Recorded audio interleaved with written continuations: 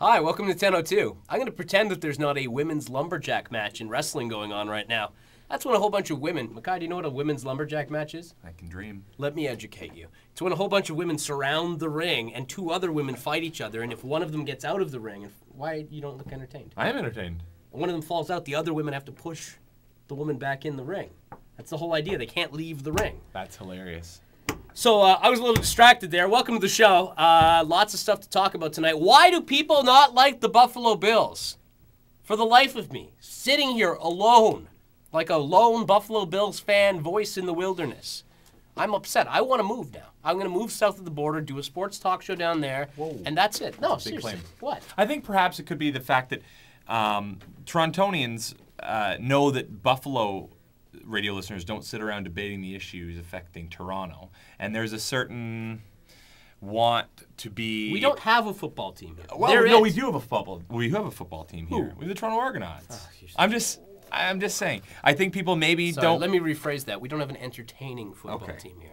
But people don't want to be. People don't want to feel as though people want to think that we have more local issues to talk about than talking about Buffalo Bills. Well, I probably should have told you this didn't 3 hear this hours argument ago. before the show started. That's great. Way to hang me out to dry. By the way, that's Makai, the producer. It was of worth the a Ryan Doyle shot. Show. No, I'm just saying it was worth a shot. I'm glad we talked Would you about put the pen down? I feel like I need to be like a Charlie Rose. A sort of annoying assistant.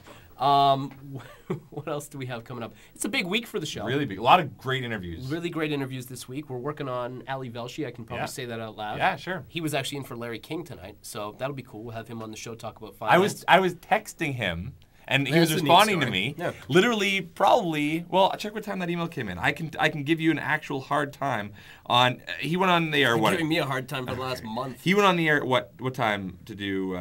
9 o'clock. I'm trying to tell you this 3 times now. And at 8:11, 49 minutes before going on the He was air. in the makeup chair. Yeah, texting me. Yeah. There you go. I was told a right. little behind the It's scenes. kind of like being on Larry King myself. Yeah, it's almost identical.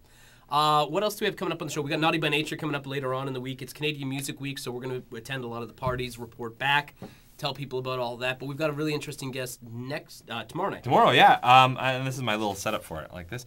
On February 13th, 2003, a plane carrying Mark Gonzalez crashed in the mountainous jungle of Colombia.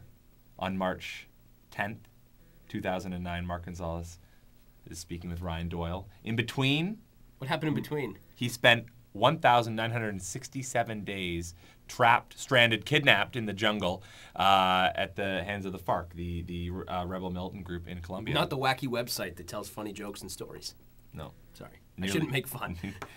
That's a pretty yeah, cool story, and I'm going to be interested to see new what book, he's Out of got to say. Captivity. It just released last month, and he'll be talking with us tomorrow. So we've got that. We've got a whole lot of other stuff. We're actually working on some stuff for next week, St. Patrick's Day. Yeah, actually, well, leading up to St. Patrick's Day on Friday's show, we're going to have the producers of this new documentary, Death or Canada, about Irish immigrants coming to Canada following the potato famine in the late 1800s. Did you know that there's a big Irish park out on the waterfront here in Ontario? It's true. It's quite new, actually. Right downtown. It was christened just about 3 years ago.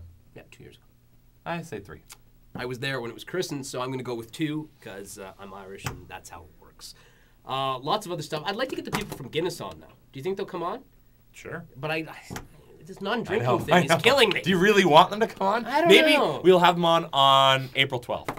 That seems like a more appropriate day. Yes, Guinness for Easter. We'll see if that debate ever gets resolved. We're still wondering whether or not, and maybe if you're a follower of religion of some sort or giving things up, you can tell us whether or not we're allowed to drink beer or what we've given up. You told me earlier St. Patrick's Day. You ran into a couple priests today at a bar. I did. Who were drinking. They were. During Lent. They're allowed to as long as it's not what you gave up. I know. We could have given up anything. But us giving up water or red meat probably wouldn't have had the same impact. Sure, but I'm curious to know, because I have heard from various reliable Catholic sources that even though whatever you give up for Lent, you're allowed to consume on Sundays. And St. Patrick's Day. And St. Patrick's Day. That's according to my grandmother, though. Ryan.Doyle@cfrb.com. Send me the email. Because that's it. It's 10:02.